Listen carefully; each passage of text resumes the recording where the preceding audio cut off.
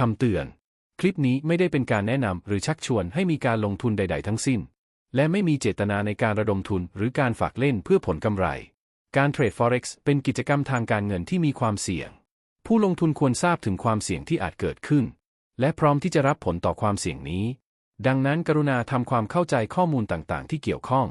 อย่างละเอียดและครบถ้วนก่อนการตัดสินใจลงทุนและควรจะเข้าใจว่าการลงทุนเป็นความรับผิดชอบของคุณเองผู้ลงทุนต้องรับผิดชอบต่อการตัดสินใจของตนเองและความเสี่ยงทางการเงินที่อาจเกิดขึ้นได้